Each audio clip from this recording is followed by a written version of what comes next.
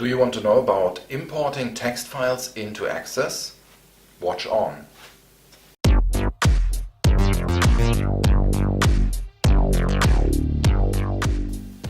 Hi, I'm Philip from codekabinett.com. Today I'm going to show you how to import CSV, comma-separated values in text files into a Microsoft Access table. First we're doing it manually, and then we are going to automate the process with VBA. This video is the beginning of a mini-series about that topic. First today with the very basic import. The next video about next week will be about importing with a more complicated import process, expecting duplicate values and updating existing data. After that, I'm going to show you how to create a dialog in Access. We're going to use that for having the user select or enter the file name and start the import process, but the underlying technique to create the dialog can be used for virtually any dialog in Access. And the final part of the series, as far as I see it for now, is a little bit improvement on that dialog. We are going to add a real file dialog component that will allow the user to select a file name from the file system. But let's get started now with a simple CSV import. I prepared this very simple Access 2013 database to show you how to actually do the import of the CSV file. Created this simple customer table. It has a customer ID, which is an auto number and identifies the customer inside this database. And then a customer number, which is more of a good-looking customer number that will be displayed to the outside. Then the rest is a box standard. It's a first name, last name, an address line 1, address line 2, a city, a postal code, country and date of birth. Pretty simple. Now I prepared as well a CSV file to import into this database. And you see the file here, it is automatically linked to Microsoft Excel. But I would strongly encourage you not to use Excel to preview the file, but I recommend to open it in a plain text editor. Just plain Notepad will do. And you should actually do that before you import any new type of file for the first time into your database, because you will have an easier time spotting any problems with the file. And the first thing you should do is compare the field names. If there are field names in the file, and you see the first line is actually field names, and you should compare them to the names inside your database in the table you want the data ending up in. So we start here with the customer number. We don't have that customer ID. That is no big deal, but you should notice it. Then we got first name, last name, that is the same. But here it's abbreviated address line, while we have the address line in our database table. That is something we should take a mental note of. The same goes for address line 2, which is abbreviated as well. Then here is town, and that column is called city in our database, and we got a zip for the zip code, but in our database table it's postal code. Then here's the country, that is the same. Then we got our DOB, date of birth column, and you should notice we've got a value here. It's pretty obvious the year is the first part of that date, and the separator is a dash. While here I've got the German date format in my database with day, month, year separated by dots. Now this is different here, and if we just look at this date, we cannot be sure if the sequence is year, month, day or year, day, month. Both could be possible, so we should look for a date. This one's nice. There's no ambiguity here. It is year, month and day because this has to be a day. So we know the date format inside that CSV file. Okay, now we can close the tables and can actually start to import the data. We do that in the tab External Data, and we choose Text File because a CSV file is just a text file. Now use the Browse button, select the file you want to import and click Open, and then say you want to append the data to records of the table TBL customer and hit OK. And now you got a preview of the data inside the file. It is delimited, that is comma separated values, they are delimited. And we can go one step further and select first row contains field names. But there are still the problems to resolve I spotted when viewing the text file. Here is the column header address line and town zip. That is not going to match our table. So we have to use the advanced button down here to put that right. Now let's start here. Yes, that is what we selected. It's delimited with the delimiter comma. We have got text qualifiers, the quotes inside the file, the language and the code page. That is correct. Now here for the date order, we said it is year, month, day inside our file. That should we change. And the date delimiter is a dash, not a dot. So we don't have time, so we don't care about the time delimiter. We've got 4-digit years. We've got leading zeros in dates, but that is not too much of an issue if there's a date delimiter. And we need to take care of the decimal symbol. There were no decimal numbers inside the file, so it would not matter for the data. But the decimal symbol cannot be the same as the file delimiter. We would get an error then. So I changed the decimal symbol to a dot. Now say OK. Oh, of course, that was the main reason I needed to open this dialog in the first place. I need to change the names of those fields. It's address line in my database and address line 2, and town is called city and the zip is postal code. So we need to change that here to translate the column names from our import file to the column names used in our table. So now I confirm with OK and I can go here.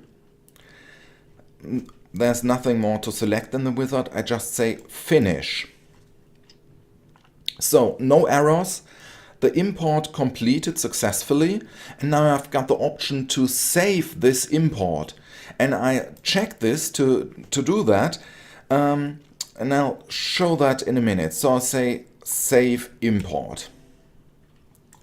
Oh, I did that already. So I just name that customer import TBL customer 2 and save this import. Now back to our table, and you see the data has been imported. Everything is fine.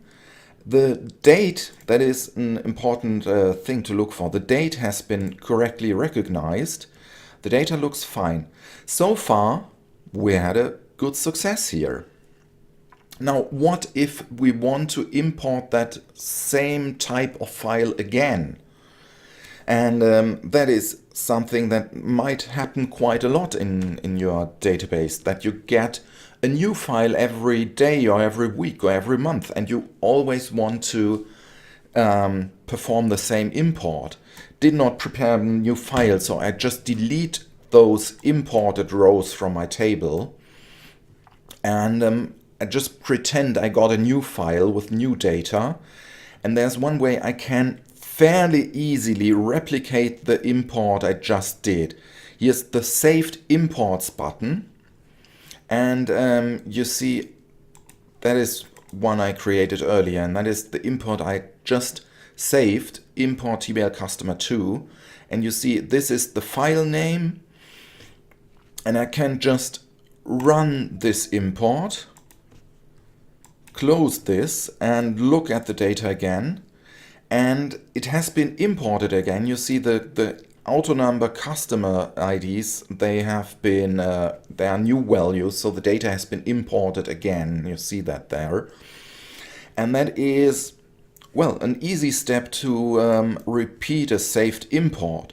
But the saved imports, they have a little bit of difficulties. If you want to change the file name, you could do that and enter a new name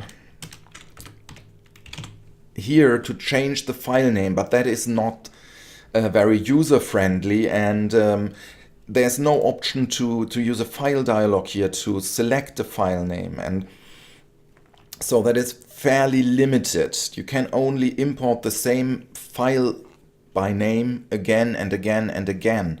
If you've got an automated process that creates that file every day with the same name and new data in it, then this is fine. You can just use it. But otherwise, if there are multiple files you need to import with different names or in different directories, this is a bit of a pain to use. So it's not the best option to include that in your user interface for your users to use. Now, let's try to automate our import process a little bit more.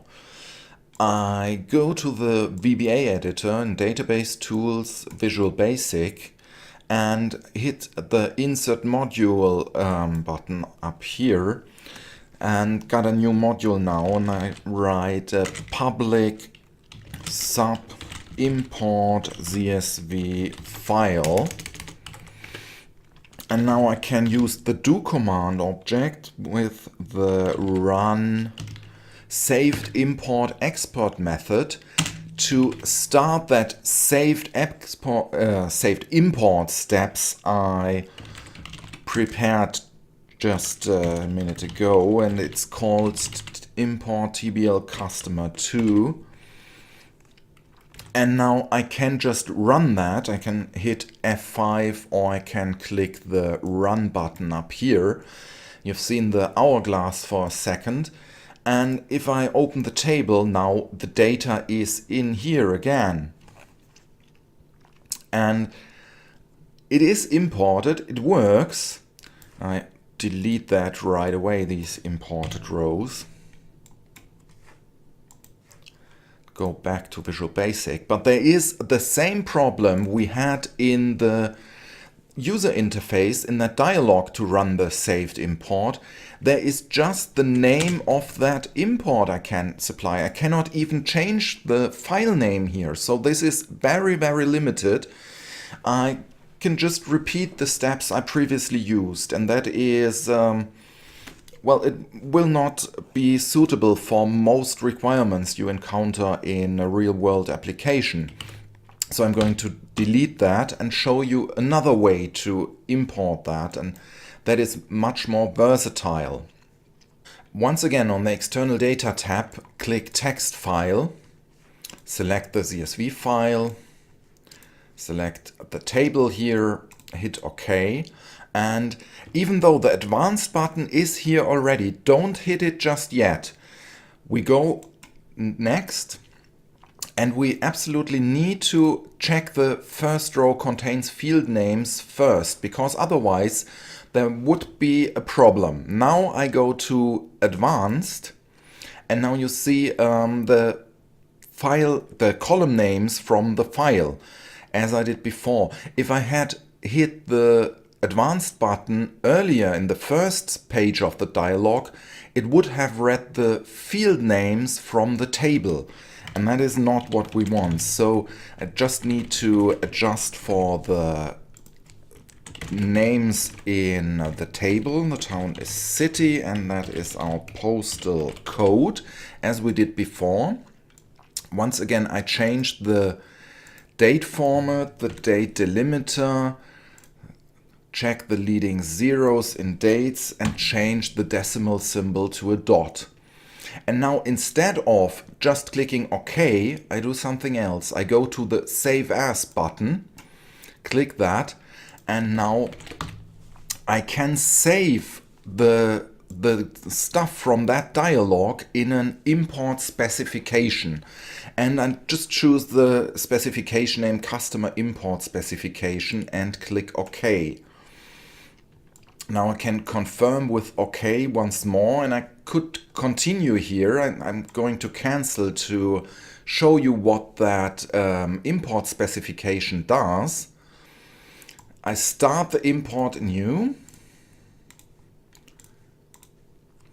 And now once again, now I can click the advanced button and go to the specs here and open this one. And now you see it has the field names from my file. The customer ID, which previously was here, is removed. It has the correct date order, the date delimiter, everything I entered previously in the configuration is there at once. I can hit OK and could hit the finish button here right away.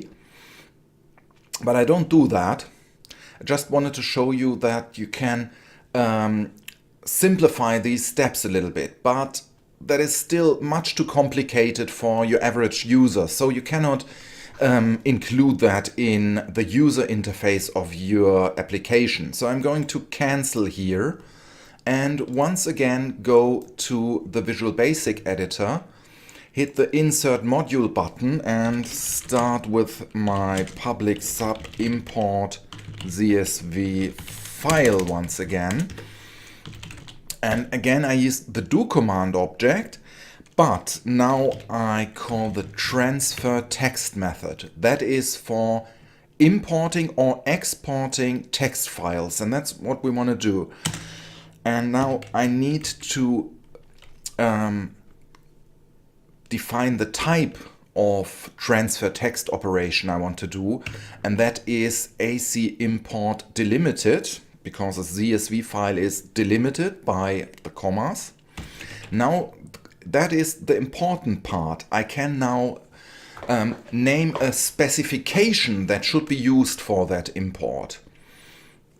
And we saved our specification with the name Customer Import Specification, and that's what I'm going to type here. I can now enter the table name I want the data to go into. I could very well use a table with the same structure but a different name here if I wanted to. I don't have any, so it's quite clear it goes here in the TBL customer. Next thing is the file name, and that is not just the file name but the complete path. So I copy the path here and enter the actual file name. And the next thing is the field names. Yes, our file has field names, so we enter true. We could now enter an HTML table if we would be importing an HTML file, but with our CSV file that does not apply, so we leave that. And finally there's the code page. My file is in the 1252 code page, but that is Windows default, so I could very well omit the code page here, just enter it for completeness. But it doesn't do anything right now in my specific setup. If you get a file name that is that had been saved with another code page with another character set, then you could enter that right here instead of the 1252. Now let's just change a tiny bit. I enter an underscore here and put that on the next line, and that tiny underscore just tells VBA that the instruction continues on the next line, so I can wrap that and have it in a better view on one screen without needing to scroll to the right. So that should do already. Now I hit the play button, run button up here, and we switch to Access, and you see the data has been imported. Everything is fine, our dates are imported. That is basically how you can automate the text import from VBA. And I'm just going to delete these records, and I just show you one bit in VBA that is important.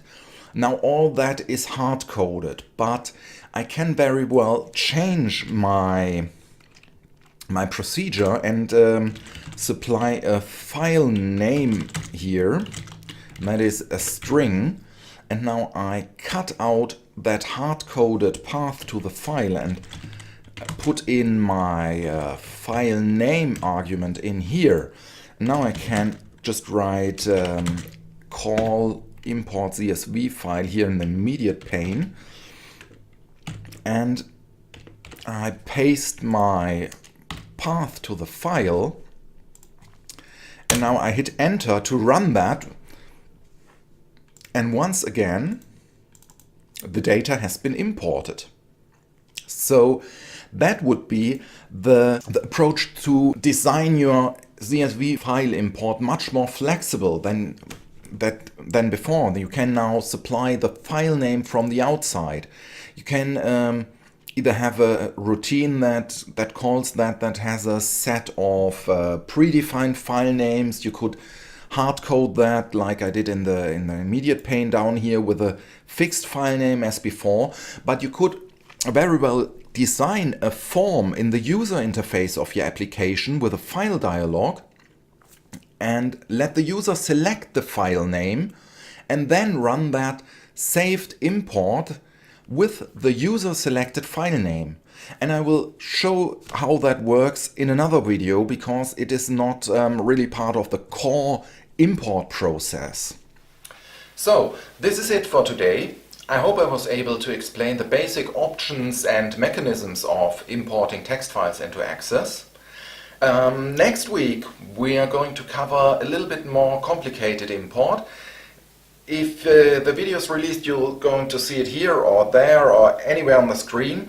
If it's not yet released, I suggest you subscribe to my channel and will be informed then about the release of that video. And yeah, that's it. Thank you for watching. Bye bye.